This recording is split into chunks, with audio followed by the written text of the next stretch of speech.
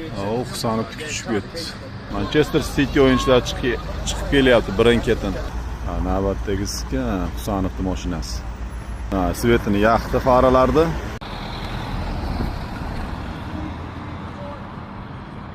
Kirib ketdi, ko'rdingizmi? Abduqodirning mashinasi. Igor menimcha. Yana kimnidir mashinasi kirib ketyapti. Haydovchilar tashlab mana ko'ryapsizlar, qaytib chiqyapti.